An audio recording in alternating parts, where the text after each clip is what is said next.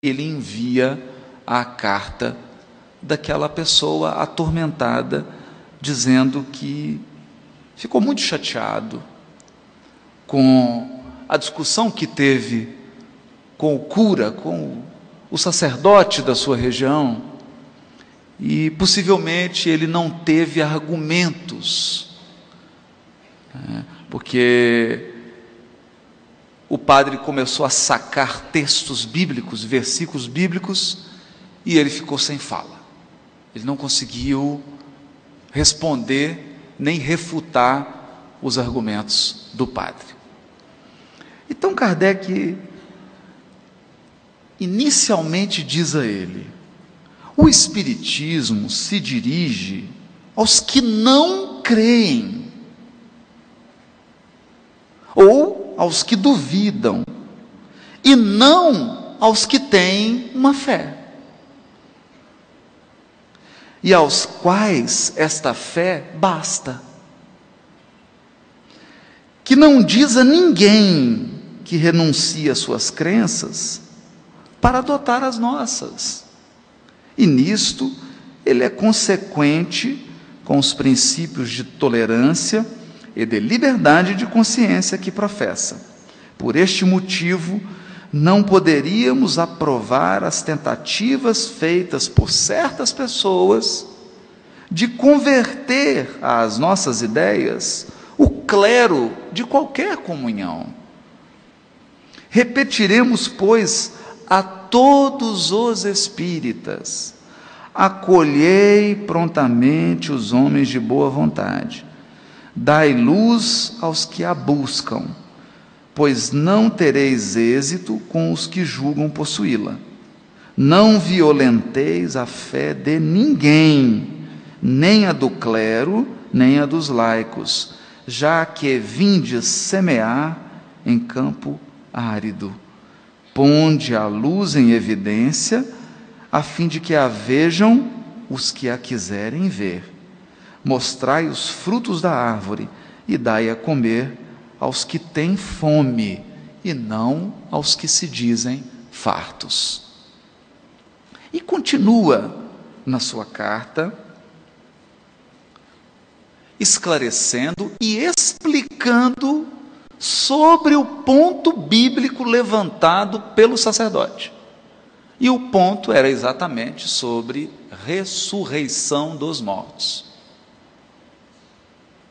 E Kardec constrói um raciocínio interpretativo, trazendo textos que fazem referência ao Velho Testamento, a figura de Elias, ao Novo Testamento, a figura de João Batista, conecta os textos e tira uma interpretação brilhante. E no final, ele se dirige no discurso direto ao sacerdote. Mas por incrível que pareça, a maneira como ele finaliza essa carta parece um recado a todos os espíritas do futuro. Um caminho que o codificador abria no sentido de clarear qual deve ser a postura do espírita diante dos textos bíblicos, todos eles na sua totalidade. Kardec desabafa. Ele diz assim: não creais, Senhor cura, que estas observações sejam o resultado de um menosprezo às Santas Escrituras.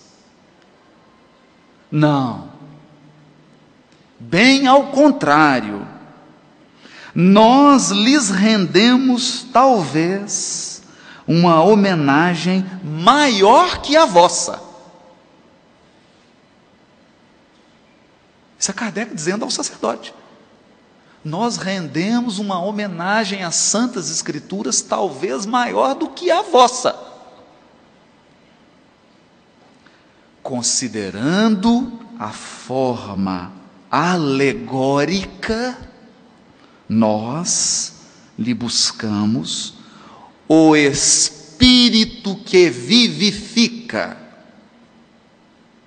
Nelas, nas Escrituras, em toda a Bíblia, encontramos grandes verdades. E por aí levamos os incrédulos a crer e a respeitá-las. Respeitar as Escrituras. Ao passo que, apegando-se à letra que mata, fazem-nas dizer coisas absurdas e aumenta-se o número dos céticos. Quando eu encontrei esse texto, eu fiquei meditando profundamente. Kardec utiliza aqui Paulo de Tarso, quando diz a letra mata, mas o Espírito vivifica. Em todo o seu artigo ou carta, ele interpreta a ressurreição, mas sempre extraindo o Espírito que vivifica, o Espírito da letra, e argumentando de maneira forte e incisiva contra a interpretação literal. Apresenta argumentos científicos, argumentos lógicos, ele vai minando um a um todos os alicerces da interpretação literal e acaba aconselhando aquele sacerdote, mas parece que as palavras do codificador chegam a todos os sacerdotes do mundo,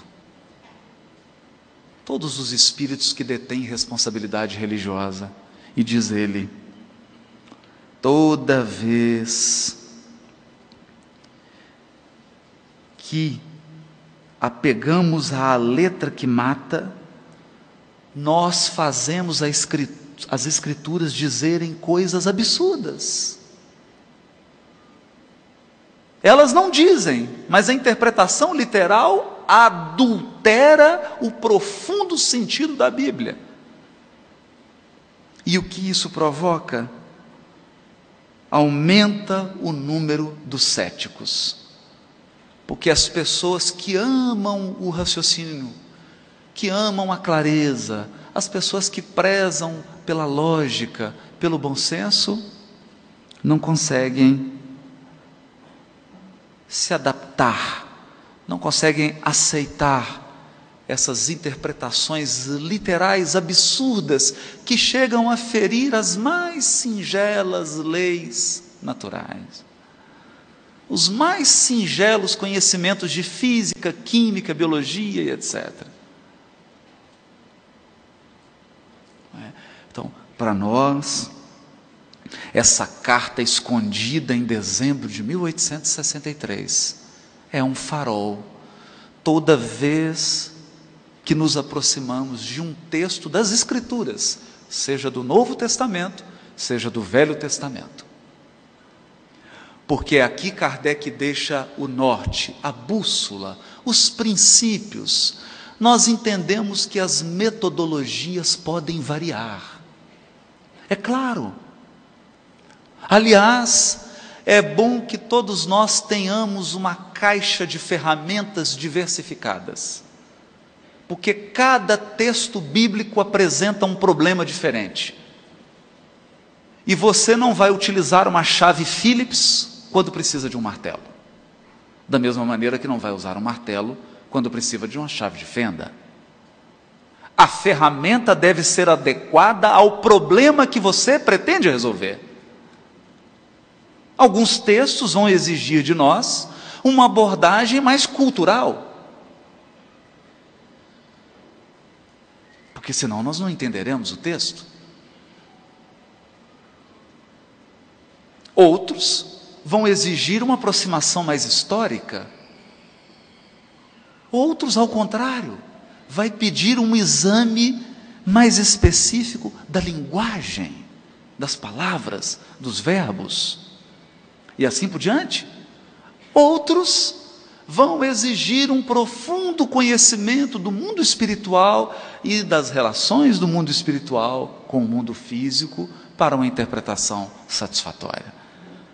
De modo que o intérprete deve, na verdade, aumentar o seu conjunto de ferramentas, ampliar a sua capacidade de abordar o texto, se ele quiser ser feliz na sua tarefa de interpretar de forma inteligente, produtiva, qualificada o texto das revelações, o texto bíblico.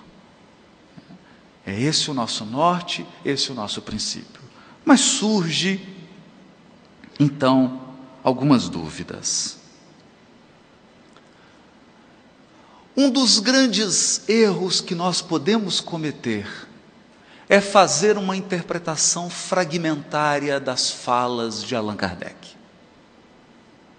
Aliás, para os meus colegas do direito, temos aqui, pelo menos o Marcelo, que é da área também, um dos maiores equívocos que alguém que pode cometer na interpretação de uma lei é se apegar a um artigo da lei e achar que aquele artigo esgota todo o tema. Não esgota. Não esgota. Toda vez que você precisa resolver uma questão, você deve ler um conjunto de leis, um conjunto de artigos, e só depois de você coletar normas espalhadas, somente depois de você fazer uma harmonização, depois de uma visão sistêmica, você consegue claramente enxergar qual é de fato a regra que deve vigorar naquele caso específico. É assim no direito e é assim também na interpretação do texto bíblico. De modo que às vezes é muito perigoso fazer interpretações precipitadas. Kardec não combina com precipitação. Kardec não é fast food. Kardec é quase que um almoço italiano. Demora horas. É preciso degustar. É preciso tempo. É preciso amadurecer. Colher em vários textos.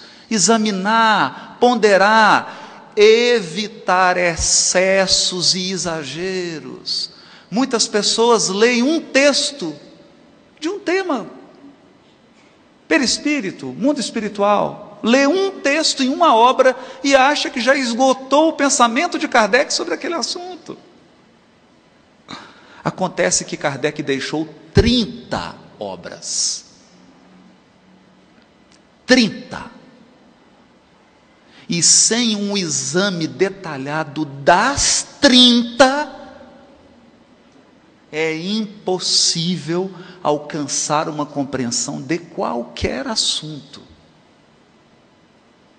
E é o que nós nos propomos fazer neste momento. Através de algumas perguntas, nós iremos perguntar, mas quem vai responder será Kardec. Então comecemos a nossa jornada, essa jornada fascinante pela obra grandiosa do codificador. E o primeiro passo da nossa longa jornada consiste numa compreensão de como se deu o processo de formulação da doutrina espírita. Kardec foi considerado pelo seu amigo e contemporâneo Camille Flammarion como o bom senso encarnado. Imaginem, Camille Flammarion não disse que ele é uma pessoa de bom senso, porque o bom senso era tão superlativo no codificador que o seu amigo o via como o verdadeiro bom senso em pessoa. E o que caracteriza uma pessoa de bom senso? Ou melhor, o que caracteriza uma postura de bom senso? Porque nem sempre é possível manter o bom senso. Às vezes a gente perde o senso, escorrega, exagera. O que caracteriza uma postura de bom senso? Equilíbrio, nada de excesso. Toda abordagem de um assunto deve ser feita de forma equilibrada. Tudo aquilo que representa um exagero foge do bom senso e, portanto, distancia-se da verdade. Segundo, Kardec sempre vai afirmar, sobretudo na introdução de O Livro dos Espíritos, é preciso fugir do espírito de sistema. É preciso fugir do espírito de sistema. O que é o espírito de sistema? O indivíduo é um intelectual, ele é dotado de uma inteligência incomum, acima da média, mas então, tomado de vaidade, arrogância e prepotência, ele constrói um modelo explicativo.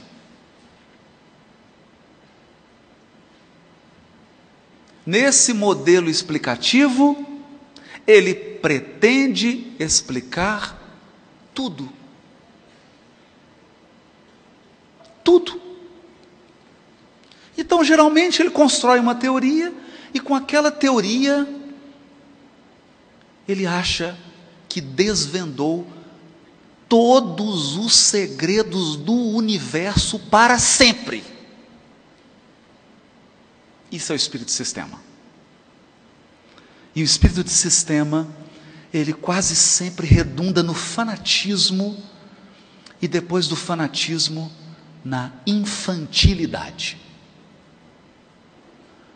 Por uma razão muito simples. A capacidade humana de conhecer é limitada, ponto final. A criatura nunca conhecerá no mesmo nível de grandeza que o Criador. É claro. Porque senão o Criador deixa de ser a inteligência suprema. E a criatura passa a ter uma inteligência suprema igual à do Criador. Então nós seremos dois deuses. Está também na introdução de O Livro dos Espíritos. Os atributos do Criador são absolutos. Ninguém pode se igualar a Ele em nenhum dos seus atributos. Aliás, lição antiga, deixada pelo próprio Cristo e lembrada pelo nosso querido Divaldo ontem, na abertura, quando citou a passagem do rapaz que chega querendo agradá-lo e dizendo, bom mestre. Ele diz, por que você me chama de bom? Bom só há um, que é meu Pai.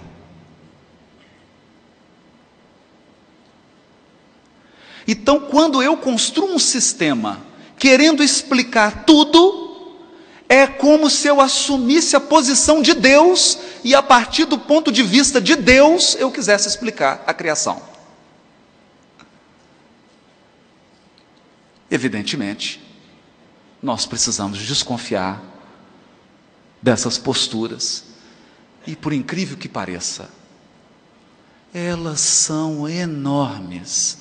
E Kardec recebeu durante o seu trabalho de codificação inúmeras propostas feitas por espíritos e por encarnados de enxertar na doutrina sistemas fechados que explicassem tudo, o que representaria uma contaminação da doutrina espírita.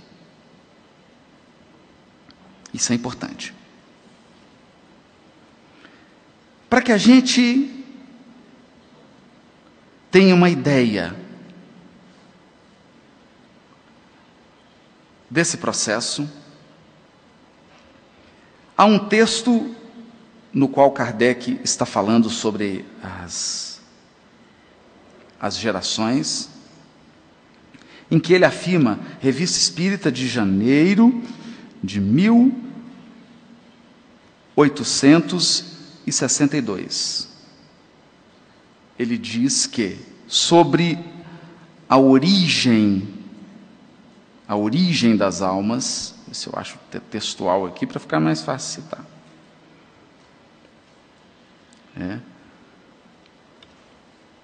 Olha que interessante o codificador. Ele vai escrever: não conhecemos e provavelmente jamais conheceremos. Olha a honestidade do codificador. Não conhecemos e provavelmente jamais conheceremos o ponto de partida da alma humana. Tudo quanto sabemos é que os espíritos são criados simples e ignorantes, que progridem intelectual e moralmente, que em virtude do livre-arbítrio, uns tomaram um bom caminho, outros um caminho errado, que uma vez posto o pé no atoleiro, nele se afundaram cada vez mais, que depois de uma série ilimitada de existências corporais, realizadas na Terra e em outros mundos, depuram-se e alcançam a perfeição que os aproxima de Deus. Mas quanto à origem da alma, ele diz, não sabemos. E talvez nunca saberemos. Essa é a vacina contra o espírito de sistema. Sabe por quê? Porque esse texto, ele se chama Ensaio de Interpretação sobre a doutrina dos anjos caídos. Então, janeiro de 1862. Kardec escreve um ensaio. Ensaio. O que é um ensaio? O ensaio é uma proposta em que você se permite cometer erros. Por exemplo, de manhã eu falei que 1/4 de hora tem 25 minutos.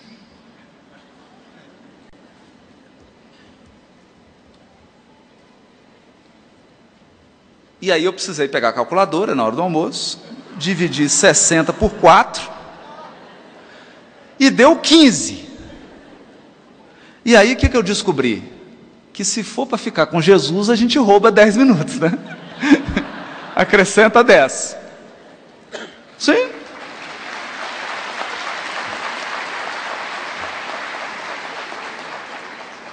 Então nós fomos agradecer a gráfica. A gráfica é do Buridan. Nós falamos Bosquerolli.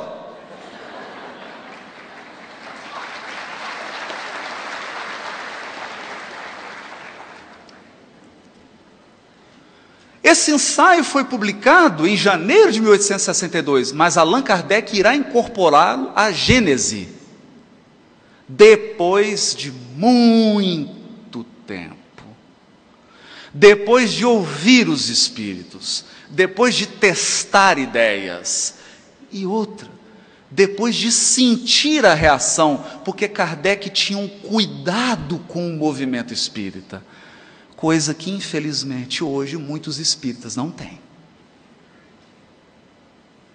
Publicam ideias que ainda são prematuras, que não passaram pelo controle universal, que não foram discutidas, dialogadas, debatidas, que não foram amadurecidas. No direito nós chamamos de minuta, né, Marcelo? Você faz uma minuta do contrato, aí discute, muda, até chegar no contrato. Mas não. Hoje em dia já sai das mãos do médium para a gráfica. Então Kardec testava, amadurecia o pensamento, expunha e se expunha. Porque quando você publica um ensaio, você está pedindo, me batam, me critiquem, Apontem os erros. Eu estou aqui para ouvir. Ele chega a dizer, 1858, primeiro fascículo da Revista Espírita, dizendo que ela seria uma tribuna livre. Discutiremos, mas não disputaremos. E aqui ele escreve um ensaio. Na edição da Federação Espírita Brasileira, o tradutor colocou uma nota. Essa teoria é aqui apresentada como simples hipótese e a título de ensaio, tendo em vista provocar o exame da questão. Faltava então a Allan Kardec elementos bastantes para uma afirmação peremptória. Mais tarde, já havendo passado pela prova do controle universal, essa tese foi inserida no livro A Gênese, capítulo 11, item 43 e seguintes, integrando definitivamente o corpo doutrinário do Espiritismo. É por isso que dissemos na introdução do volume 1 que a Revista Espírita era uma espécie de tribuna livre, na qual Allan Kardec sondava a reação dos homens e a impressão dos espíritos acerca de determinados assuntos, ainda hipotéticos e mal compreendidos, enquanto lhes aguardava a confirmação.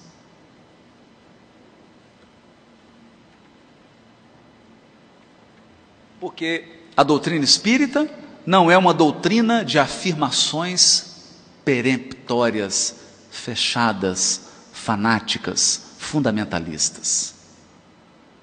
A doutrina espírita é uma doutrina de proposições, de fé raciocinada, de raciocínio caridoso, de postura intelectual humilde, de vontade de aprender, vontade de dialogar, de trocar impressões, de trocar ideias e de construir coletivamente o conhecimento. Porque o que é o controle universal dos ensinos dos Espíritos, se não uma construção coletiva do conhecimento?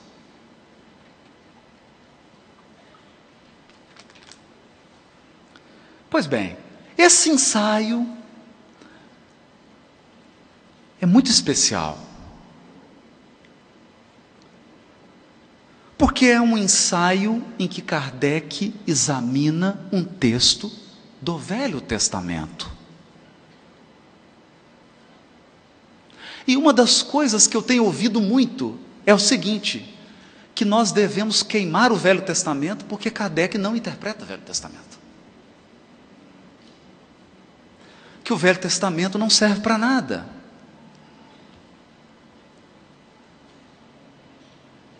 Que nós, na verdade, devemos queimar a Bíblia inteira. Porque quem tem o Evangelho segundo o Espiritismo não precisa de Bíblia. Não precisa de texto bíblico. O texto bíblico é incompatível com o Espiritismo. É impossível ser kardecista e estudar a Bíblia.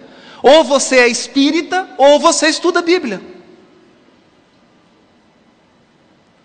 Será? Eu prefiro que Kardec responda. Ele tem mais bom senso.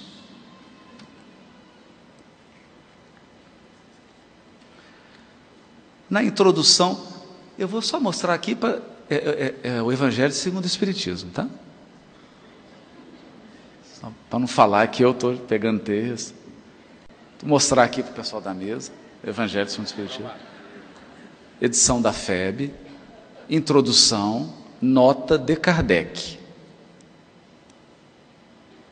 Ele diz assim: houvéramos, sem dúvida, podido apresentar sobre cada assunto maior número de comunicações obtidas numa porção de outras cidades e centros. porque também aprendi com Baldovino que Kardec se comunicava com mais de 1000 grupos espíritas, mais de 1000, cada qual com seus médiuns, ele mantinha relação. Então o que ele está dizendo aqui? Puxa vida, né? Imagina o tanto.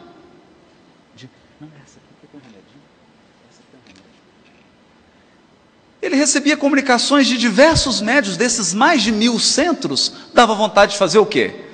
O Evangelho segundo o Espiritismo, em vez de ficar desse tamanho, ia ficar desse tamanho. Então ele diz isso, que podia apresentar sobre cada assunto maior número de comunicações obtidas numa porção de outras cidades e centros, além das que citamos. Tivemos, porém, de evitar a monotonia das repetições inúteis e limitar a nossa escolha às que, tanto pelo fundo quanto pela forma, se enquadravam melhor no plano desta obra. Então, muita calma nessa hora. O que Kardec está dizendo é que o Evangelho dos Espíritos, como nós apresentamos a hipótese na parte da manhã, possui um plano, possui uma proposta. Dentro dessa proposta, algumas comunicações se encaixavam, outras não.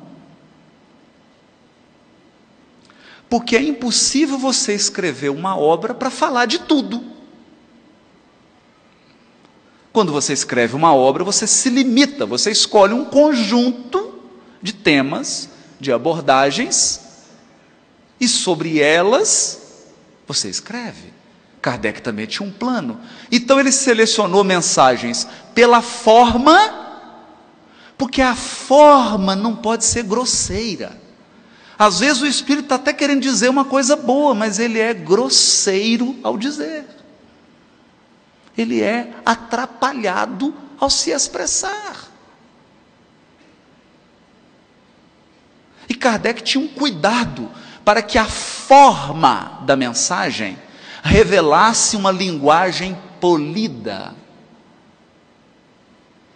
objetiva, clara, didática.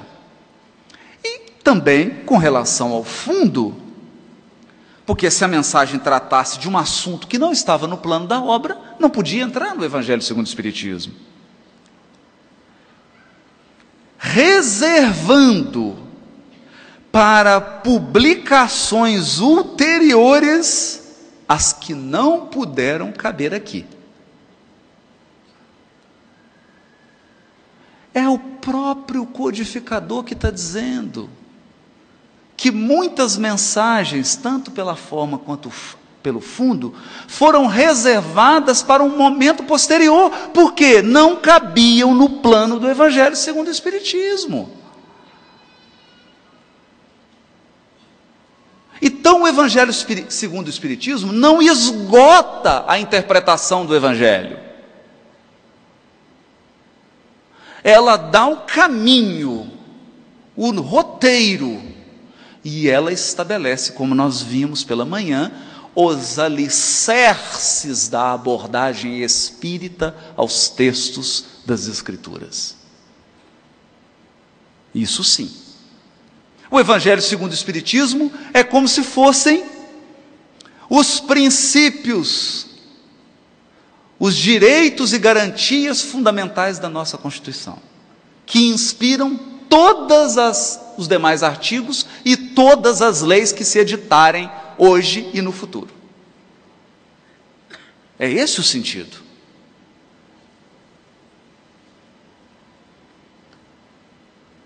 Vamos testar? Vamos testar? Vamos. Kardec começa a introdução de O Evangelho segundo o Espiritismo dizendo: podem dividir-se em 5 partes as matérias contidas nos Evangelhos. os atos comuns da vida do Cristo, os milagres, as predições, as palavras que foram tomadas pela igreja para fundamento de seus dogmas e o ensino moral.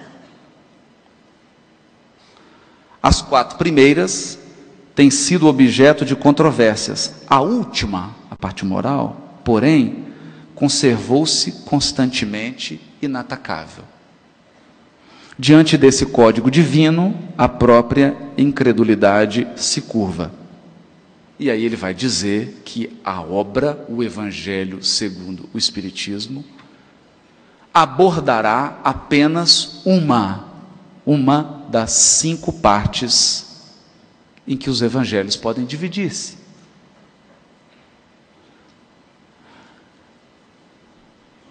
Mas não existe na introdução nenhuma fala de Kardec que você não pode fazer uma interpretação das predições, das profecias, segundo o Espiritismo. Não existe nenhuma fala aqui de Kardec que você não possa fazer uma interpretação dos milagres à luz dos princípios da doutrina espírita. E sabe por que não tem? Porque ele está dizendo aqui na nota que as mensagens que não cabiam no plano geral da obra, ele reservaria para a publicação futura.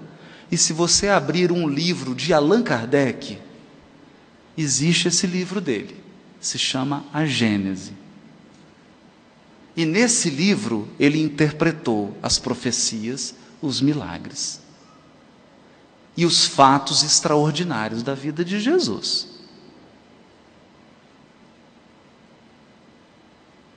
Então, olha como que é importante adotar-se bom senso quando estudamos Kardec. Porque senão eu corro o risco de trazer o meu fundamentalismo para a obra da codificação, que não existe. Por uma razão muito simples. Nós possuímos atavismos.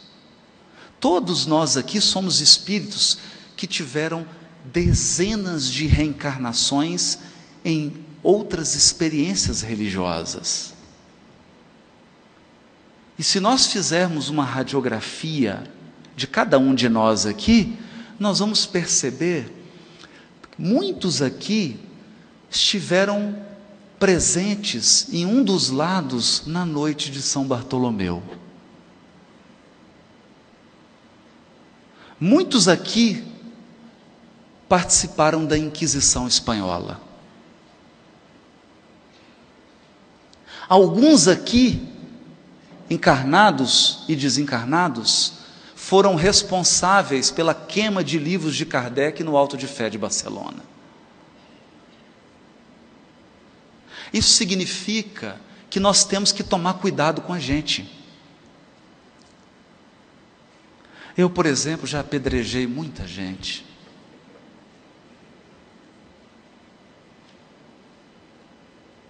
Isso significa que o fundamentalismo está vivo dentro de você.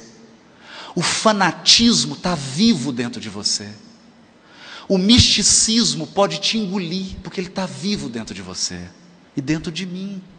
Se eu não tomar cuidado, ele me engole. E a doutrina espírita é uma doutrina de fé raciocinada. Ela não combina com fundamentalismo. Ela não combina com excessos. Ela não combina com discriminações. Não há assunto que o espírita não possa examinar. Ele pode examinar qualquer assunto. Estudar, refletir, indagar, comparar. Só deve tomar cuidado com o que ele publica. Porque a partir do momento que você publica, você interfere no espírito das massas. Eu aprendi, no podcast gravado ontem com meu amigo Baldovino, que o espírito de Goethe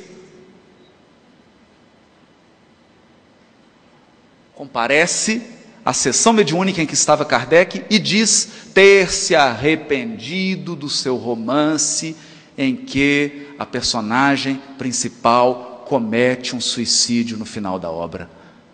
Porque várias pessoas suicidaram na Alemanha depois que esse romance de Goethe foi publicado. Então a gente tem que tomar cuidado com o que publica.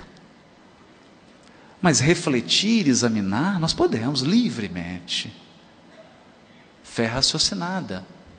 Aliás, já dizia Paulo: examinai tudo, retende o bem. É preciso evitar esses excessos. Bom, o Evangelho segundo o Espiritismo, no seu plano geral, que nós vimos de forma ligeira, deteve-se na base, nos aspectos morais mais relevantes, que deveriam representar as balizas de qualquer interpretação. Porque se nós espíritas abrimos um livro bíblico, estudamos, mas não tiramos uma lição moral para a nossa vida, não valeu a pena estudar. Pode ter sido um exercício intelectual, uma esgrima intelectual, ou uma musculação intelectual, mas não trouxe proveito para a nossa vida espiritual, para o nosso aprimoramento enquanto espírito imortal.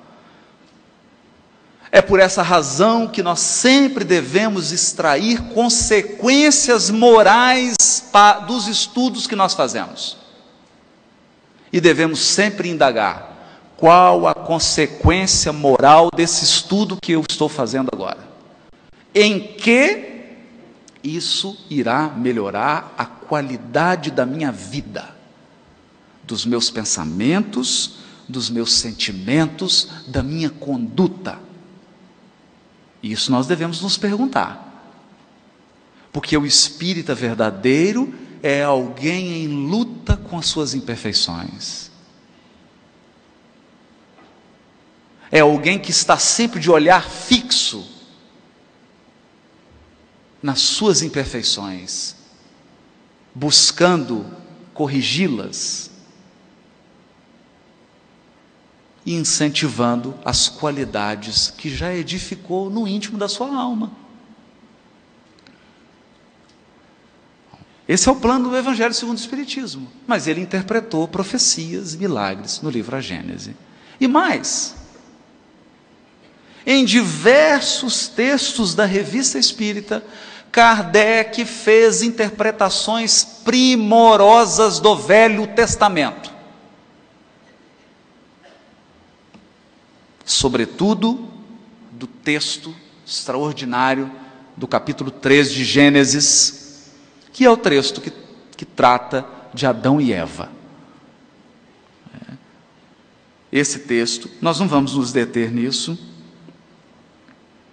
mas vale a pena ler e reler o ensaio de interpretação de janeiro de 1862 e ler o livro A Gênese, no seu capítulo 11, item 43, que fala sobre raça adâmica.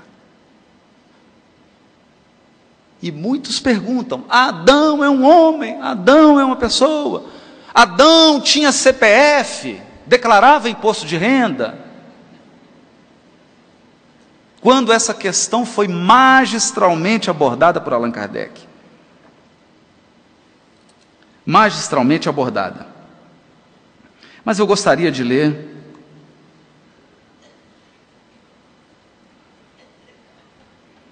tomar um remedinho, senão o doutor Gamarra puxa minha orelha.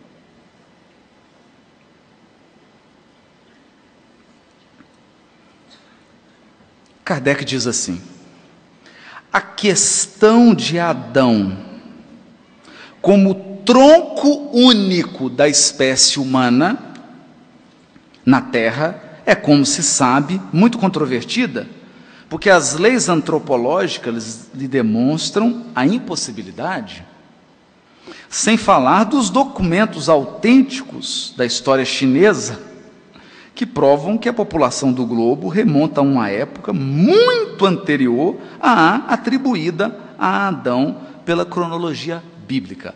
Adão completa o seu aniversário 6.000 anos, né? Já está velhinho, né? 6.000 anos. E nós temos registros de civilização, da civilização chinesa, muito anterior a 6.000 anos. É isso que Kardec está dizendo. Então, a história de Adão é pura invencionice?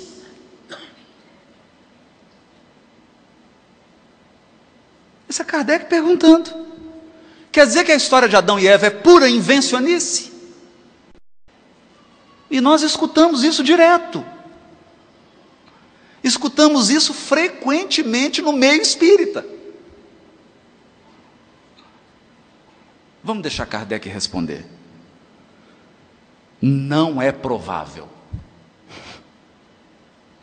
É uma imagem que, como todas as alegorias, deve encerrar uma grande verdade, cuja chave só poderá ser dada pelo Espiritismo.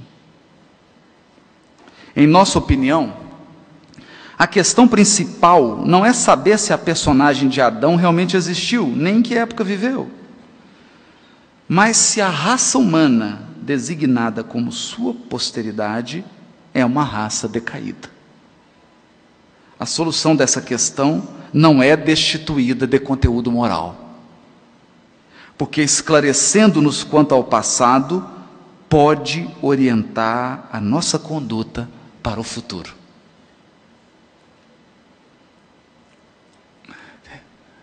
Então o problema é da interpretação literal.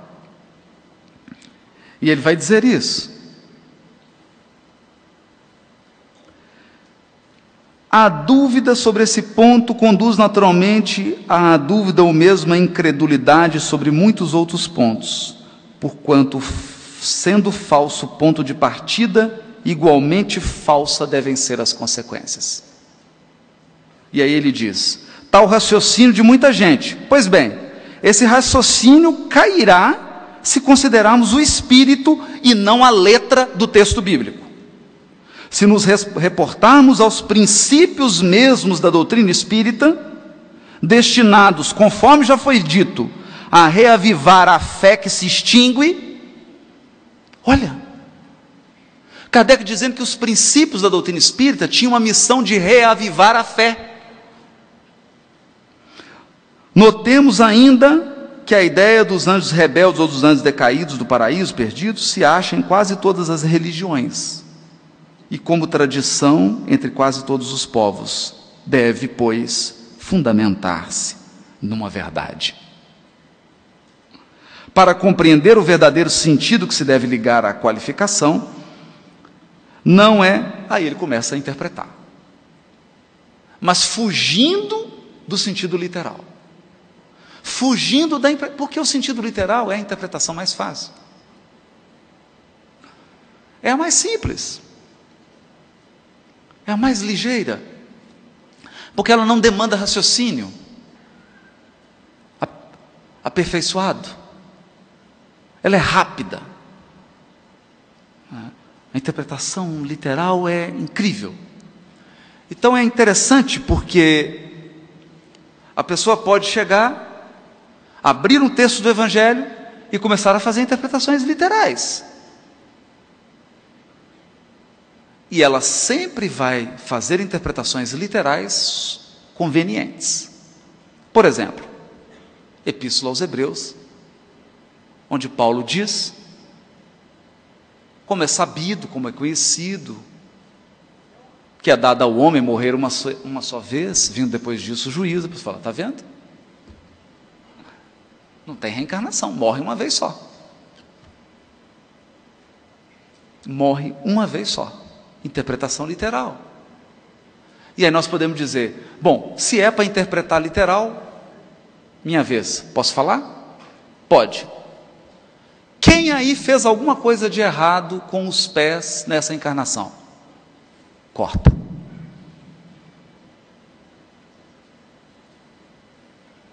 Com a mão? Corta. Vamos ficar só nesses dois membros, é o suficiente.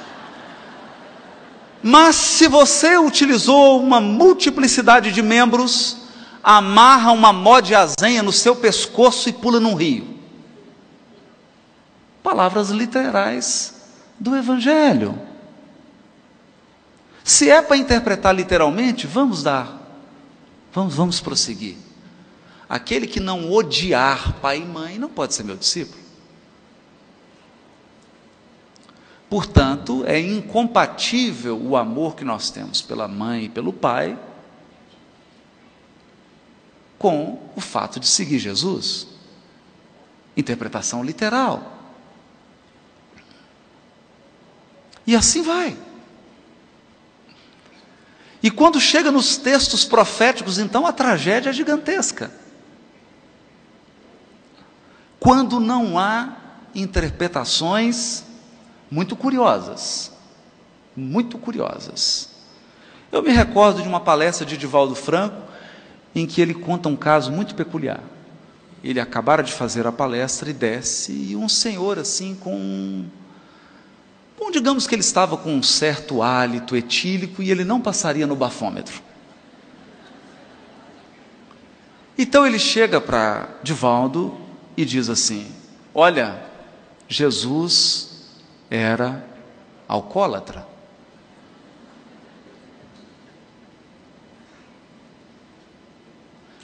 É curioso porque para Hezla Aslan, Jesus é um guerrilheiro. Um guerrilheiro envolvido numa guerra de libertação nacional.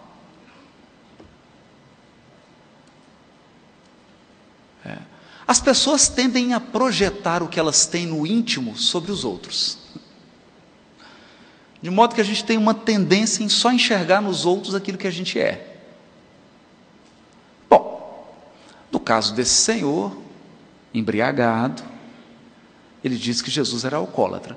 Mas não é que ele era um exegeta razoável? Ele disse assim: quer ver, Divaldo, eu vou te provar. Interpretação do Evangelho. Ele diz: olha, Jesus foi para Caná da Galileia, acabou o vinho. 7 dias de festa. O que Jesus faz? Manda trazer 6 jarros grandes de água e transforma tudo em vinho. Bebeu tanto, mas tanto, que ele saiu perguntando assim: quem é minha mãe? Quem são meus irmãos?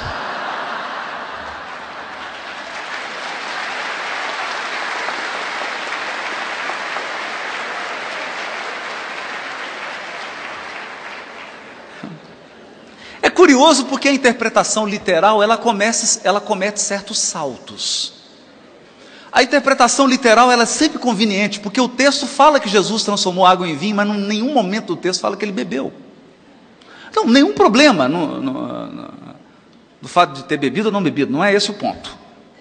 Não é esse o ponto. Mas eu não posso colocar no texto algo que não existe nele. Algo que não existe nele. Segundo, a distância entre essas passagens é enorme. Esses fatos ocorreram numa distância temporal incrível. As bodas de Caná estão no início da tarefa de Jesus. Essa fala, quem é minha mãe, quem são meus irmãos, estão da metade para frente. Mas a interpretação literal, ela é desajeitada. Quando alguém interpreta literalmente o texto bíblico, ela lembra alguém, eu vou usar aqui um dialeto mineiro, eu vou explicar. Em Minas Gerais existe o verbo trupicar. Eu trupico, tu trupicas. Trupicar é mais ou menos assim, tem uma pedra e você está andando, dá uma esbarrada, e aí você fica no cai e não cai, às vezes cai, não necessariamente, mas o certo é que você se desequilibra e aquele que estava andando parece que está correndo, é uma coisa bem desajeitada.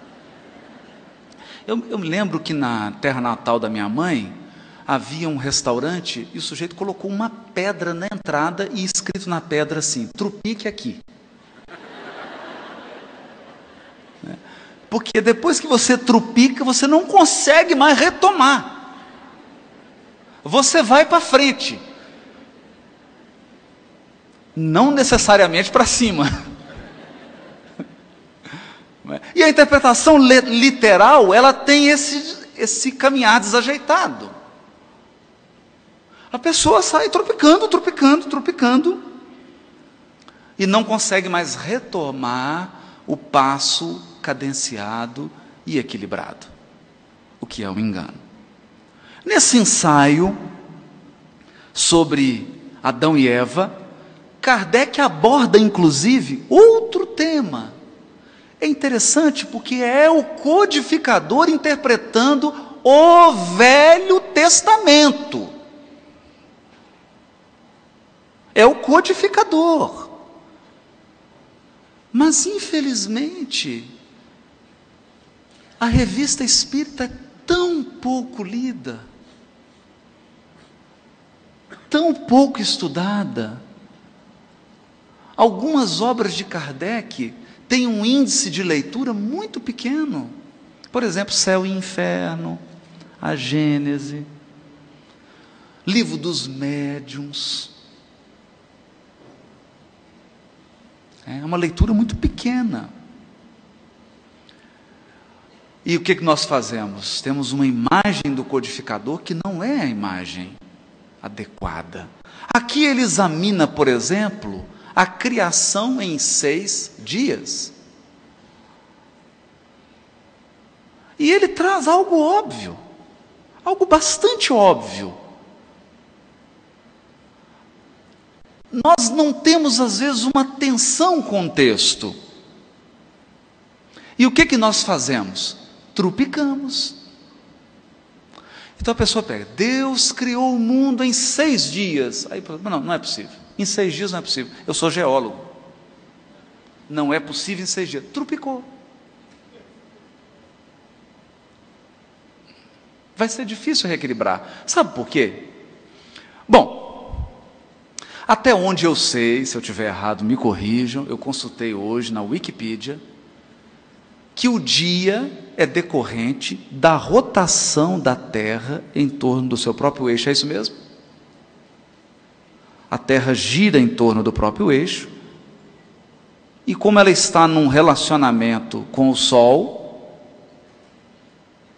está emanando luz, e ela girando, nós temos o fenômeno do dia e da noite.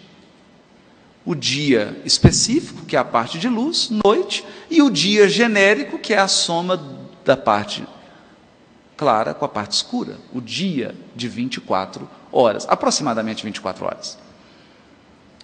Perfeito. Perfeito. Se você tiver em dúvida, é só jogar no Google aí agora. Não tem nenhum problema. Nós só temos um probleminha.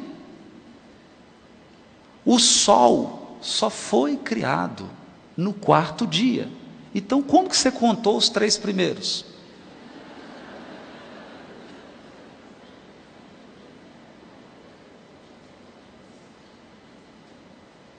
Contou os 3 primeiros como não tinha Sol. Ah, mas a Terra estava girando, e daí?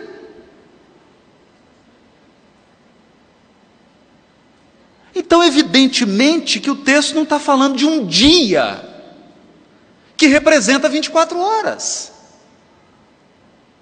E Kardec vai dizer isso. Kardec, com seu bom senso, vai dizer: esses dias da criação se referem a períodos mais ou menos longos. Ele também não fala, é tanto. Não. A períodos mais ou menos longos, e interpreta o texto. Então é sobre essas advertências que é importante de serem feitas. Kardec examina todos os textos, ele interpreta, e mais, ele utiliza os conhecimentos que os espíritos repassavam para ele, que constituem a doutrina espírita, para fazerem uma interpretação muito profunda desses textos bíblicos, mas sempre atentando para o espírito que vivifica, e não para a letra que mata. para o espírito. Agora eu gostaria de compartilhar algumas abordagens do codificador, ou algumas estratégias utilizadas por Kardec. Porque as estratégias que nós usamos hoje são as mesmas, não podem ser outras. Os exemplos estão na própria codificação.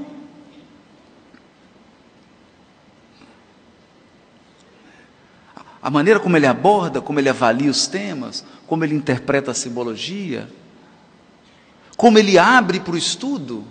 Ele coloca um texto, ele comenta, mas deixa os espíritos comentarem. Então nós podemos dizer que o Evangelho segundo o Espiritismo é uma reunião de estudo do Evangelho, com uma pequena diferença. Nessa reunião está o Espírito de verdade, João Evangelista, Kardec, São Luís, Sócrates.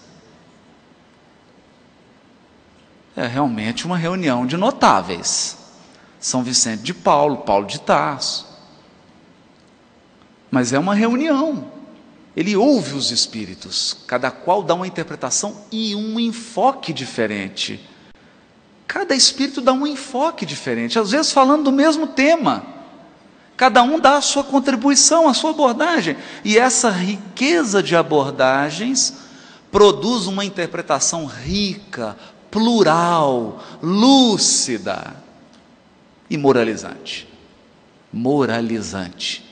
Porque todas elas redundam numa consequência moral. Bom, então vamos.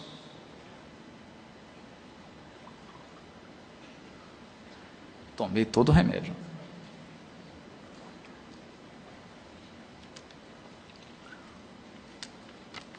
Primeiro, introdução de O Evangelho segundo o Espiritismo.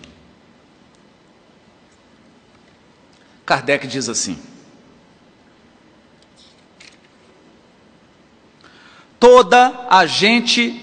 todas as pessoas, toda a gente admira a moral evangélica. Nossa, Jesus é sublime, Jesus, e haja adjetivo. O ensino de Jesus é sublime, é maravilhoso.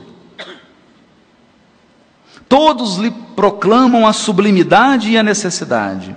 Muitos, porém, assim se pronunciam por fé, confiados no que ouviram dizer, ou firmados em certas máximas que se tornaram proverbiais. Por exemplo, os últimos serão os primeiros serão os últimos. É uma máxima, virou um provérbio. Todo mundo lembra. Poucos, no entanto, a conhecem a fundo, e menos ainda são os que a compreendem e lhe sabem deduzir as consequências. Olha,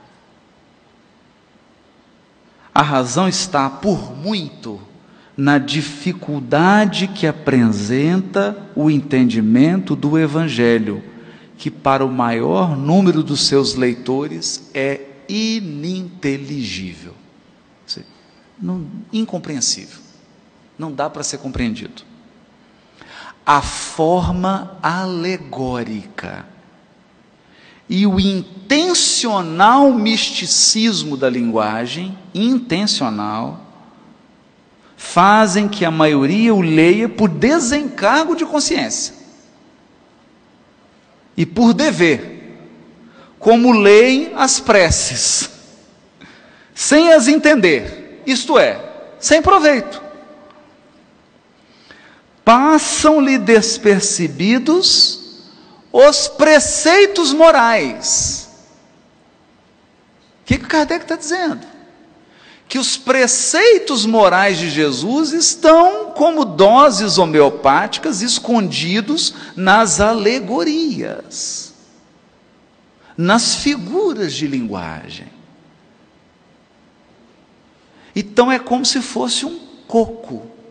Você tem que furar o coco para tomar água. Tem que romper a casca, o envoltório, para ter acesso à essência. Então o que ele diz? Passam-lhe despercebidos os preceitos morais, disseminados aqui e ali.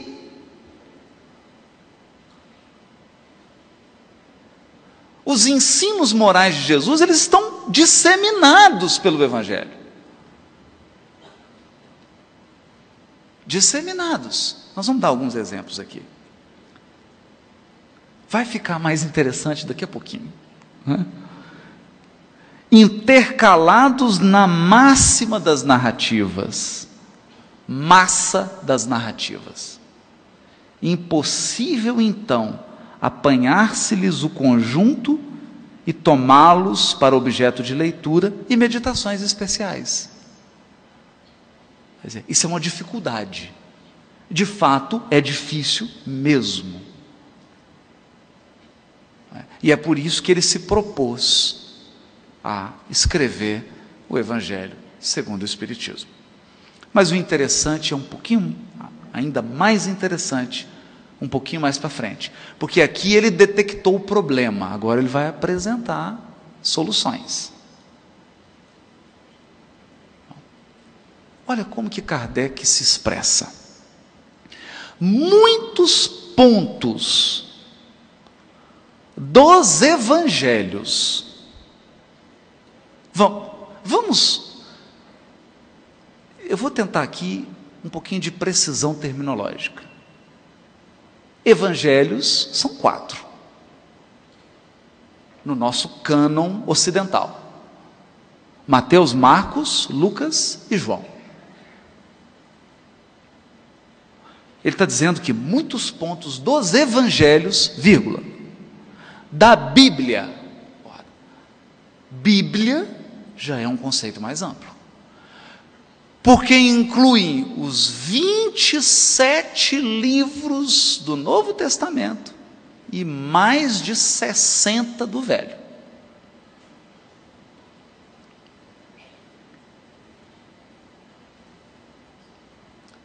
É uma literatura que cobre mais de 1.300 anos.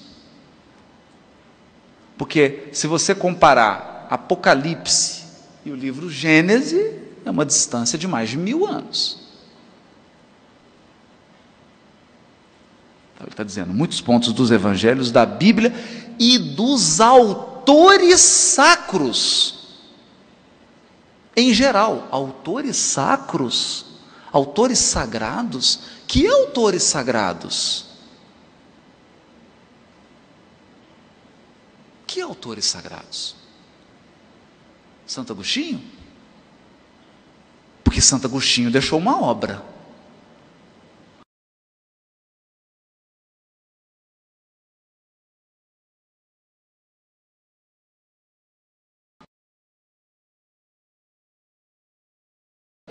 Sim, Fílon de Alexandria deixou uma obra interpretativa do Velho Testamento que teve uma profunda influência em João Evangelista e no apóstolo Paulo. Autores sacros. Então olha o que Kardec está dizendo, que muitos pontos dos evangelhos da Bíblia e dos autores sacros somente são ininteligíveis, parecendo alguns até irracionais, por falta da chave que faculte se lhes apreenda o verdadeiro sentido. Essa chave está completa no Espiritismo. Como já o puderam reconhecer os que o têm estudado seriamente, e como todos mais tarde, ainda melhor, o reconhecerão. Ele escreveu isso em 1864, dizendo que só mais tarde, ele escreveu em 1864, desencarnou em 1869, e disse que só mais tarde nós iríamos compreender que o Espiritismo é essa chave. Chave para quê? Para entender os evangelhos, a Bíblia e os autores sacros.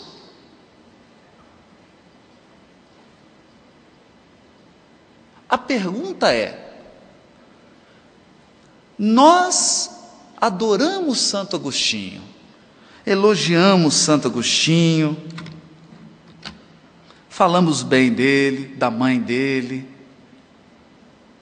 lemos as mensagens de Santo Agostinho na codificação, mas quantos espíritas de verdade leram toda a obra de Santo Agostinho à luz da doutrina espírita?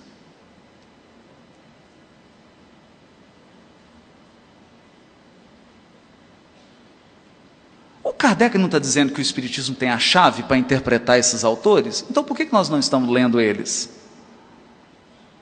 E quando alguém reúne a obra de Santo Agostinho para ler a obra à luz do Espiritismo, ele é criticado dizendo que está deturpando a doutrina espírita.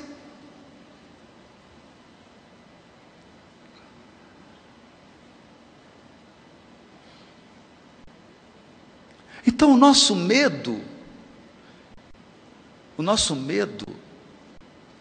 é que a lucidez, o bom senso de Kardec esteja sendo afastado e no seu lugar esteja tomando conta o fundamentalismo. Esse é o nosso medo.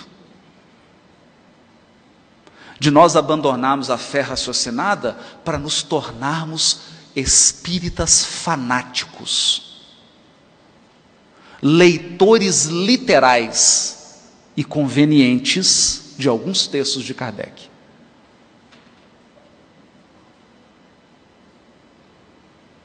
Esse é um receio grave.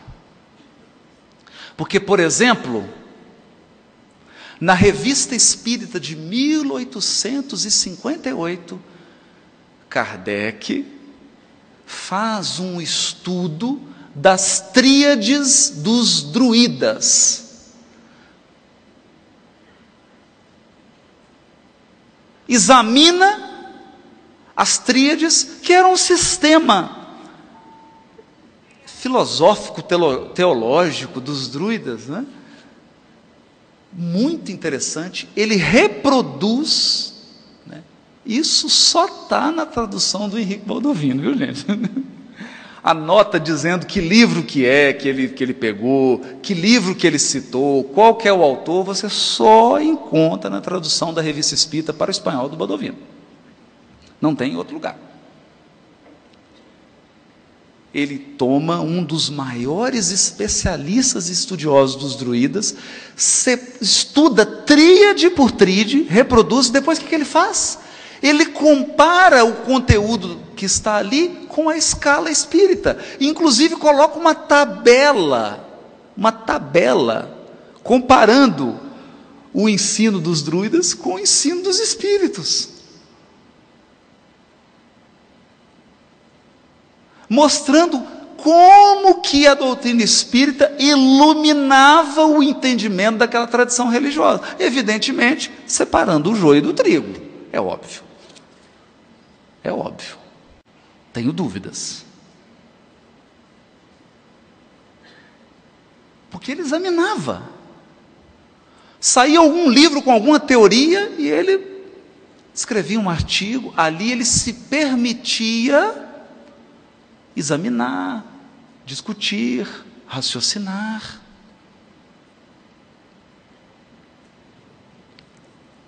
O que muitos de nós talvez desconheça é que na época de Kardec houve uma proliferação de livros sobre o cristianismo. E nessas abordagens nós chamamos de a fase hipercrítica. Muitos teólogos alemães, sobretudo da Europa como um todo, queriam fazer uma interpretação positivista do Novo Testamento e produziram obras, muitas obras.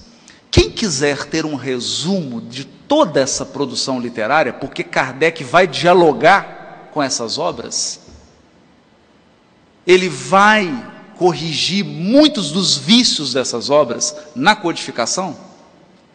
Quem quiser ter um resumo dessa produção literária, basta ler a obra de Albert Schweitzer, chamada Jesus Histórico. Já no início do século XX, Albert Schweitzer vai fazer um desabafo. Ele diz assim: o Jesus que estão querendo apresentar é um Jesus que mais se parece com os seus próprios expositores. Cada um quer apresentar um Jesus que parece com o próprio autor. E não está se fazendo um trabalho isento. E ele faz críticas veementes mesmo. Ele separa por épocas, por autores, por tradições.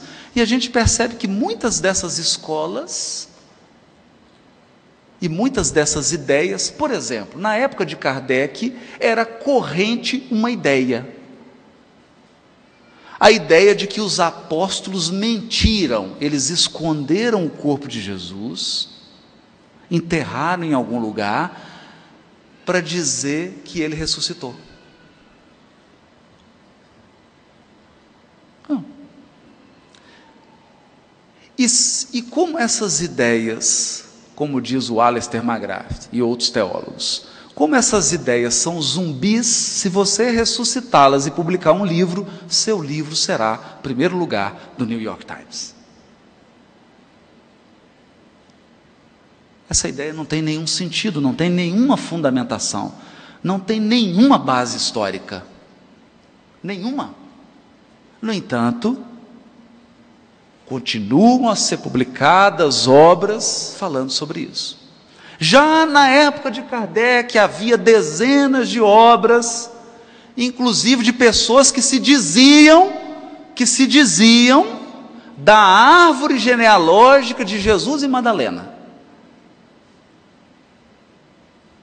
Diz que Jesus casou com Madalena, teve filhos, e ele era da família. Tinha até a árvore genealógica lá, até chegar em Jesus e Madalena. Tudo isso estava publicado, e Kardec dá mostras de que conhecia profundamente essa literatura. Quer dizer, ele não era ingênuo. Ele sabia o que estava dizendo. Por isso, ele vai acrescentar, na introdução de O Evangelho segundo o Espiritismo, um item muito importante. Por que esse item é importante? Porque o Albert Schweitzer vai dizer na sua obra de abuso dos historiadores na abordagem à figura de Jesus. Por isso que o livro dele se chama Jesus Histórico. Abuso. Quer dizer, os historiadores ou pseudo-historiadores da época diziam coisas que eles não tinham como provar nem 5% do que estavam dizendo. E Kardec, no item 3 do Evangelho segundo o Espiritismo, vai escrever notícias históricas.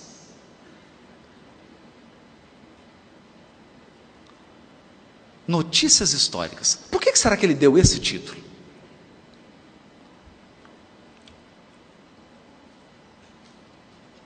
Deu um título. Agora, eu gostaria de destacar aqui um ponto interessantíssimo na abordagem do codificador. A pesquisa histórica sobre Jesus, eu não vou me delongar sobre isso, que é um assunto espinhoso, muito específico, e não é um assunto para um seminário como esse. A pesquisa do Jesus histórico pode ser dividida em 3 fases. A última fase, que é a fase atual, os historiadores chegaram a uma conclusão genial. Extraordinariamente genial. Sabe o que eles descobriram? Jesus nasceu na Judéia. Deu muito trabalho para descobrirem isso. E mais, descobriram que para você interpretar os ensinos de Jesus, você precisa conhecer os elementos da cultura de onde ele nasceu. É genial isso, não é? É fantástico. Foram necessários 250 anos para chegar a essa conclusão extraordinária.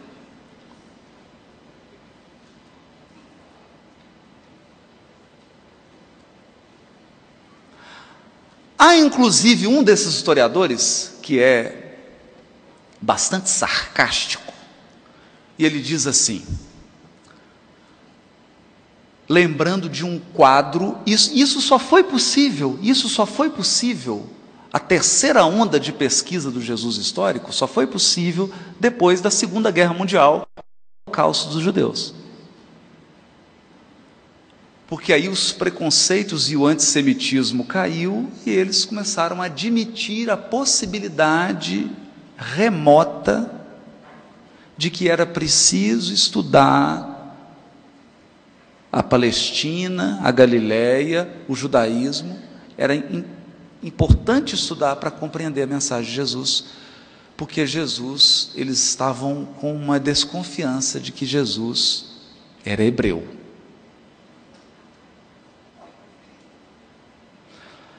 Há um quadro, então, na Alemanha, muito curioso, e que esse historiador utiliza dentro do seu livro para mostrar esse corte. O quadro é o seguinte, é uma grade do nazismo, do lado de fora um tanto de judeu preso, iriam entrar, era um campo de concentração, então tem uma grade, do outro lado da grade tem uma mesa com um crucifixo e Jesus pregado na cruz, do outro lado da grade, mas na grade está escrito assim, proibida a entrada de judeu. E então esse historiador diz, entrou.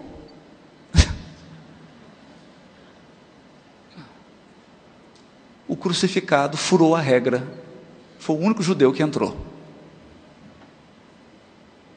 Ou seja, por questões sociológicas e que não vem ao caso mencionar, não se admitia, imaginem, a Bíblia era estudada apenas em latim, latim não é língua bíblica.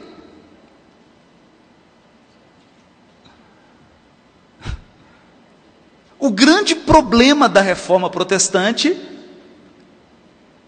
a grande questão, dentre outras, né, além das vendas de bênçãos, etc., mas a grande questão é que nós queremos estudar a Bíblia na língua original. Não pode. Não pode estudar a Bíblia. Imagina, dizem, não, o povo não pode estudar a Bíblia. As pessoas não podem ter acesso à Bíblia. Segundo, não pode estudar a Bíblia na língua original, porque tem que estudar em latim, que é a língua da igreja. No entanto, 1864, Kardec, contrariamente a todos os historiadores da sua época, vai escrever no Evangelho segundo o Espiritismo, para bem se compreenderem algumas passagens dos Evangelhos, necessário se faz conhecer o valor de muitas palavras neles frequentemente empregadas e que caracterizam o estado dos costumes e da sociedade judia naquela época. Então Kardec já falava que é preciso conhecer o estado dos costumes e da sociedade judia naquela época, para entender-se certas palavras de Jesus. Já não tendo para nós o mesmo sentido, essas palavras foram com frequência mal interpretadas, causando isso uma espécie de incerteza.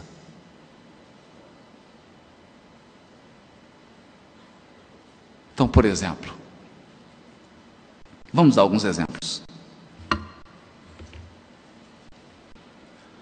O célebre exemplo do camelo. É mais fácil o camelo passar pelo fundo de uma agulha do que um rico entrar no reino de Deus. Já se falou tanta coisa sobre esse camelo e sobre essa agulha. Inclusive sobre a existência de uma porta em Jerusalém que chamava a Porta das Agulhas, por onde passavam os camelos, mas por incrível que pareça, nunca ninguém achou essa porta em Jerusalém, até agora. E o Joaquim Jeremias, um estudioso alemão que era arqueologista e exegeta, foi a Jerusalém e também não achou a porta, mas a questão é que em aramaico, camelo e linha é a mesma palavra. Então é um trocadilho, mas tem outros, querem ver como tem outros, e como é que são curiosos? Por exemplo, filhos, em hebraico ou aramaico, abanim, banim, pedras, abanim. Então basta você acrescentar um A, um Azinho, e o que era filhos passa a ser pedras. Banim, filhos, abanim, pedras. Curioso, não é? Curioso. Pois bem, se você abre o texto de Gênesis, Abraão olha para as estrelas e Deus diz para ele: a tua geração será numerosa, porque será a geração dos crentes no Deus único. Então Abraão é o patriarca, é o pai das multidões, é aquele que tem numerosos filhos. Ora, filhos, banim, pedras, abanim, os filhos de Abraão são as pedras vivas da fé. Bonito, né? Bonito. É um trocadilho. Você coloca um azinho, filho vira pedra. Então Abraão é a rocha da fé, e os filhos dele são pedras.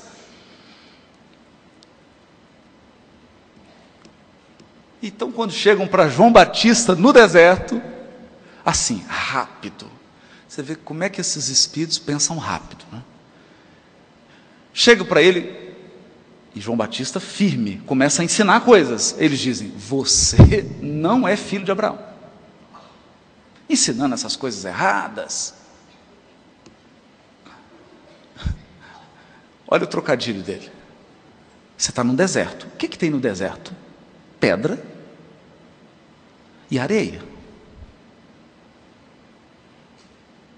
Terra e pedra. Ele olha ao redor, não vê muita coisa e faz um trocadilho. Até dessas pedras, abanim, pode Deus levantar banim, filhos, para Abraão. É um trocadilho poético. Ele está brincando com a palavra. É isso que Kardec está dizendo. Se você não entende isso, fica difícil. No capítulo A Estranha Moral, Kardec vai interpretar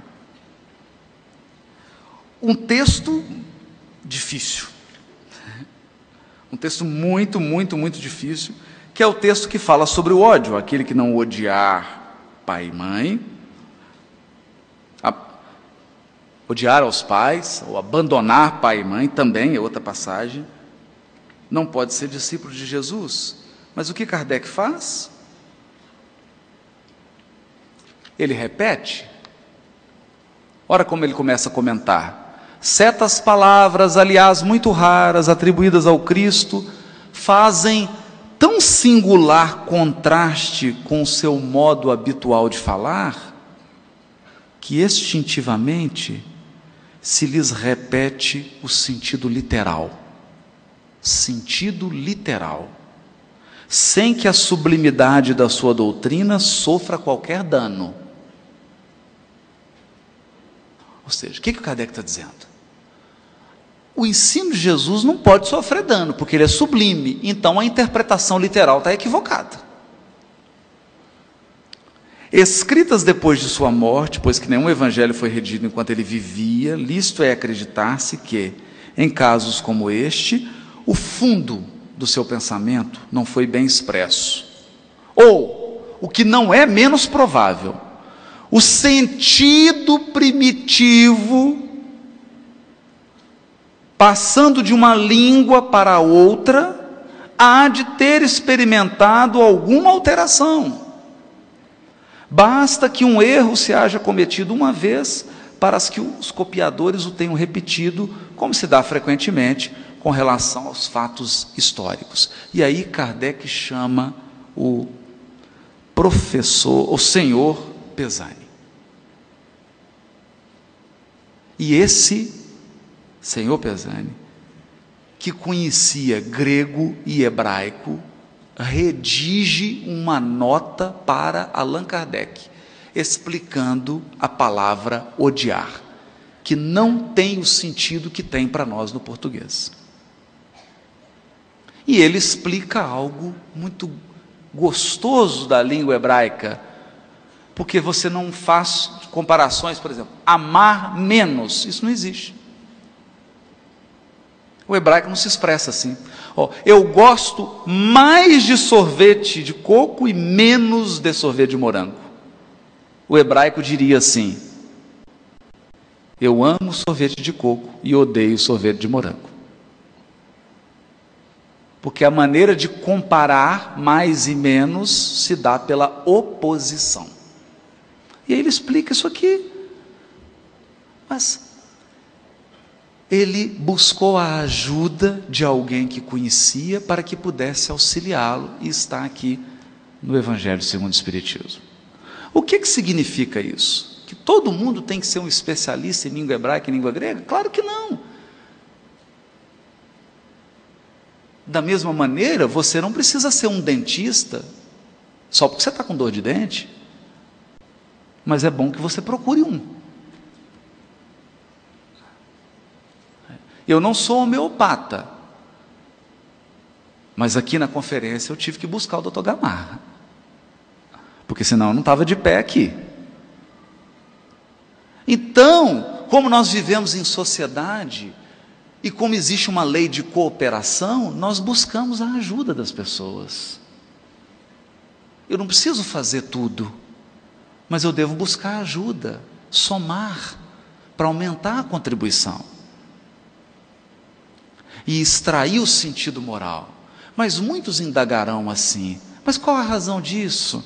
Embora Kardec tenha escrito isso, que é necessário, e ele continua: cumpre ao demais se atenda aos costumes e ao caráter dos povos, pelo muito que influem sobre o gênio particular de seus idiomas. Sem esse conhecimento, escapa a miúde o sentido verdadeiro de certas palavras. De uma língua para outra, o mesmo termo se reveste de maior ou menor energia. Maior ou menor energia. Pode, numa, envolver injúria ou blasfêmia, e carecer de importância noutra, conforme a ideia que suscite. Na mesma língua, algumas palavras perdem o seu valor com o correr dos séculos. Por isso é que uma tradução rigorosamente literal nem sempre exprime perfeitamente o pensamento, e que para manter a exatidão se tem às vezes de empregar não termos correspondentes, mas outros equivalentes ou perífrase, uma frase paralela. Esse é o codificador. Vamos testar isso?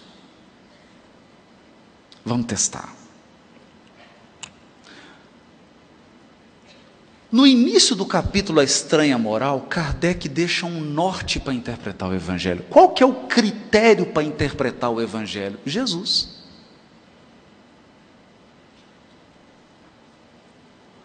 O critério para saber se a sua interpretação está no caminho certo ou não é Jesus. Porque se você extrai uma interpretação do texto bíblico, tanto do Velho quanto do Novo, que se choca com a vida e com a exemplificação de Jesus, a sua interpretação está errada. Então vamos examinar. Kardec está dizendo que o exemplo de Jesus é sublime, porque Jesus é manso, é pacificador, é misericordioso, é inclusivo, ele recebe a todos, ele perdoa a todos, ele educa a todos, ele é o médico das almas. Então, quando eu abro o Evangelho e vejo Jesus se dirigindo a Maria, dizendo assim: mulher, que tenho eu contigo? Imagine você, mãe, chega para o seu filho e fala: filho, vai escovar dente. E ele vira: mulher, que tenho eu contigo?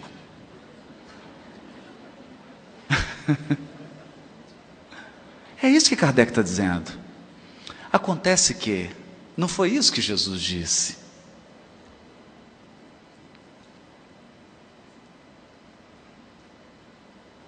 A expressão mulher, ao se dirigir ao elemento feminino, ela não é desrespeitosa em hebraico ou aramaico na época de Jesus. Pelo contrário, ela é respeitosa.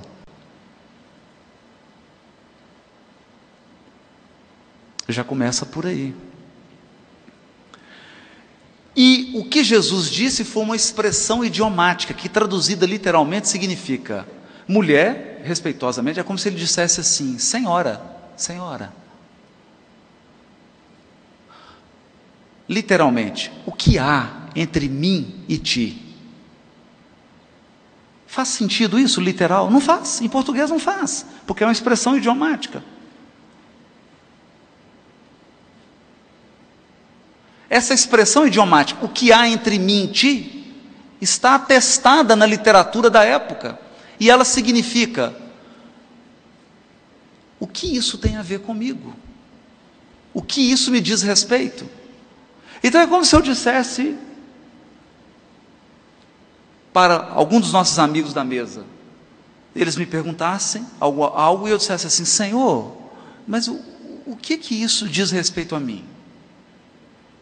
O que eu tenho a ver com isso? Isso não me diz respeito. É isso que ele está dizendo para a mãezinha dele. Senhora, isso não me diz respeito. É uma expressão idiomática que, se interpretada corretamente, segundo o valor da expressão idiomática, ela é mais condizente com a postura moral e respeitosa de Jesus. Por quê?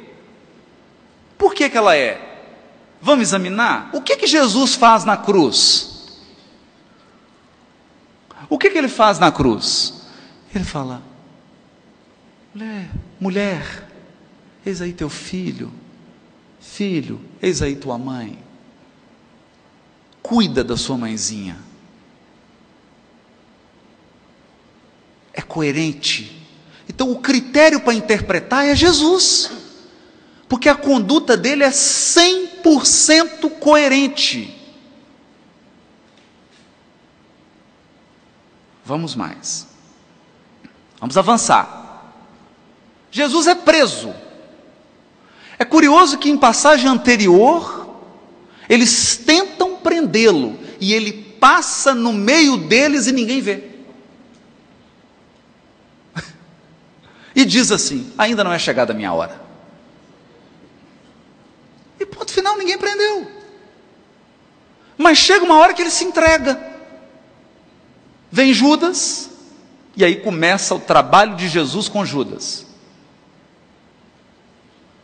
Começou um pouquinho antes.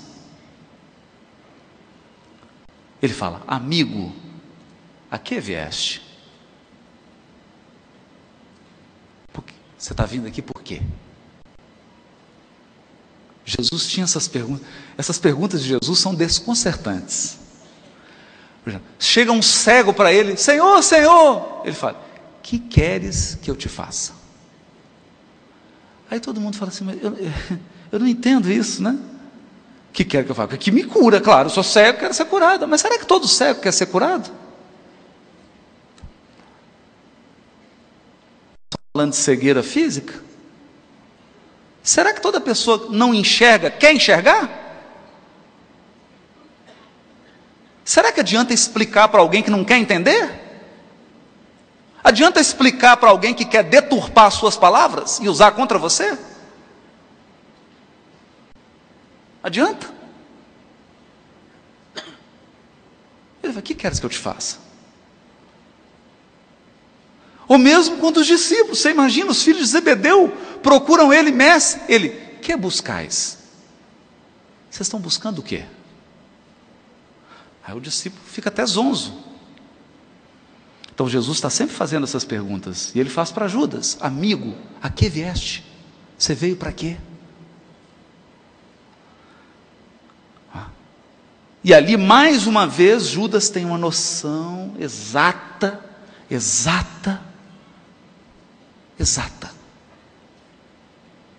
de que Jesus sabia o seu propósito e o seu equívoco, e estava se entregando. Aí eles prendem. Quando vão prender Jesus, aquele Simão tira a espada e corta a orelha do soldado.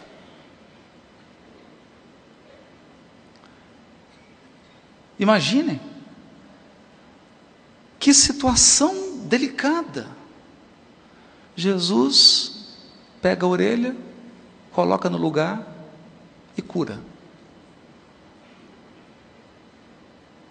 Tranquilo? Olha a conduta de Jesus. Parece a conduta de alguém que está com medo? Parece a conduta de alguém que está apavorado? Não parece. Alguém aí consegue, se eu cortar a sua orelha, você colocar ela no lugar? Não, não pode ser médico, cirurgião plástico, não. E tem que ser imediato, sem anestesia, sem nada. É pegar a orelha, colocar no lugar e pronto, está curado. Não consegue, não consegue. E ele fez isso com um soldado.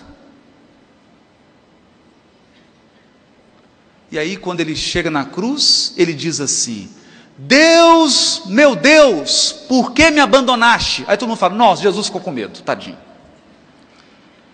Ficou com medo.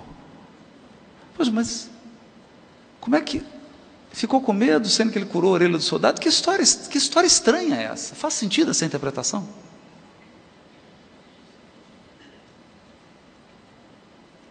Aí você abre o Salmo 22 da sua Bíblia. Depois você chegar em casa, anota aí, Salmo 22. Salmo 22. Como que ele começa? Deus, meu Deus, por que me abandonaste? Esse é o Salmo.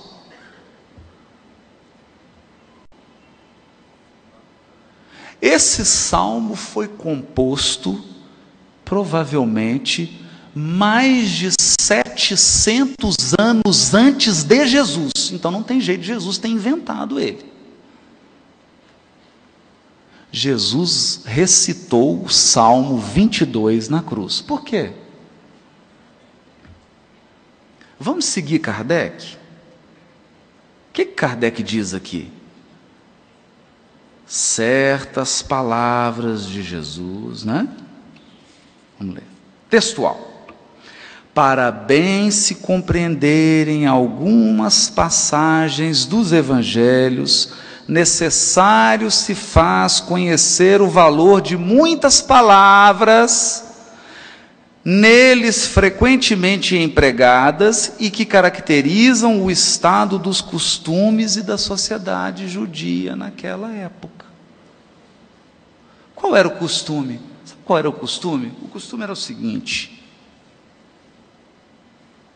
havia duas expectativas, no mínimo, na verdade são 5, vamos simplificar, são 5, eu vou simplificar, 2 expectativas messiânicas. O que significa isso? Todo mundo discutia, como será o Messias?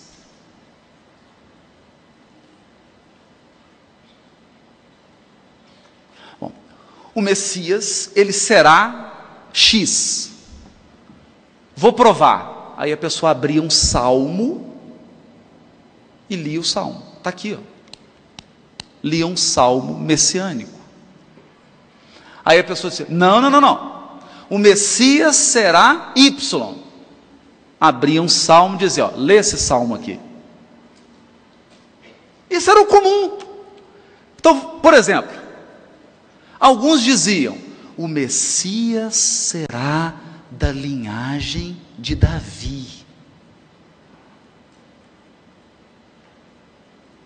Ele será um rei que vai começar uma guerra, vai libertar o povo hebreu, e o povo hebreu vai se tornar o grande dominador do planeta Terra. E citavam uma porção de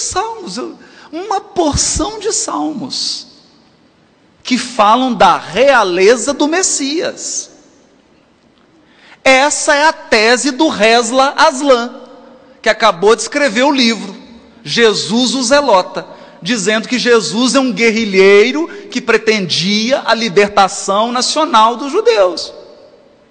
E se tornou primeiro lugar no New York Times, um best-seller, e ele já cumpriu a missão dele, porque já ganhou milhões de dólares com a venda desse livro.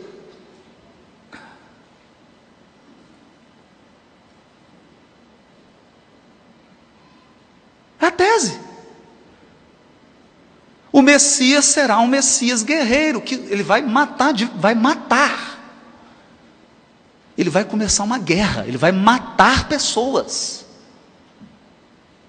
E vai assumir o poder temporal.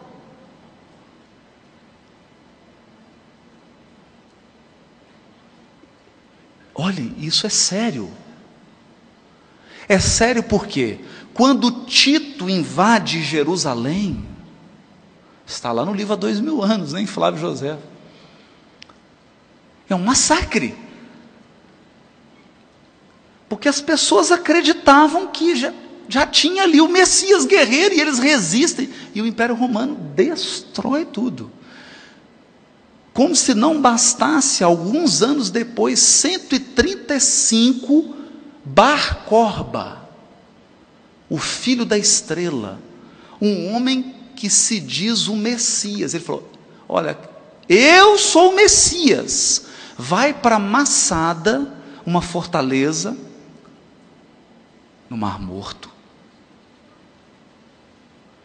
e resiste durante alguns anos ao Império Romano, a ponto de o maior sábio hebreu da época, vivo para os judeus, o Rabi Akiva, que era um sábio. Imagina, Rabi Akiva estudou na escola de Hillel Gamaliel. Ele disse, não, Bar Corba é o Messias mesmo. Olha, e ele está vencendo os romanos, agora nós vamos vencer e vamos dominar o mundo. No entanto, havia uma outra ideia, a ideia de que o Messias não seria um guerreiro. E eles usavam 2 textos para comprovar essa ideia. Capítulo 52 de Isaías e ele caminhará curvado, porque carregará todas as nossas dores. E citavam um salmo. Adivinha qual salmo? 22. Meu Deus, por que me abandonaste? E naquele momento que os discípulos estão olhando para Jesus crucificado, falando: meu Deus, mas ele não era o Messias? Ele não era o Messias? Ele andou sobre as águas, ele acalmou a tempestade, ele multiplicou pães. Ele não é o Messias? Por que ele foi crucificado? Crucificação, quem é crucificado é maldito, está lá no Deuteronômio. Não pode. E agora, será que ele é o Messias mesmo? Será que nós seguimos a pessoa errada? E aí Jesus diz para eles: meu Deus, por que me abandonaste? Citando o Salmo 22. Para quem lê, um pingo é letra. E para encerrar, na ceia pascal, o patriarca que preside a ceia, é ele que parte o pão, é ele que coloca o vinho. Pode ser, porque se tiver mais de uma família reunida, né, vários filhos com as suas esposas, aí é o avô. Então é sempre o patriarca mais antigo que preside a cerimônia. E existe um costume, ou existia um costume na época, que é igual às nossas festas de aniversário. Está lá o aniversariante, tem um bolo de aniversário, ele corta o bolo, e o primeiro pedaço vai para minha mãezinha querida. Então o primeiro pedaço você dá homenageando alguém, né? Para um filho, para uma esposa, você escolhe alguém. Na Páscoa, o patriarca partia o pão, e o primeiro pedaço vai para... e homenageava alguém. Na última ceia, Jesus parte o pão, e o primeiro pedaço vai para quem é o homenageado? Judas Iscariotes. Recebe o primeiro pedaço de pão, para selar de uma maneira sutil, como um trovão, a lição do perdão e do amor. Muito obrigado pela atenção de todos.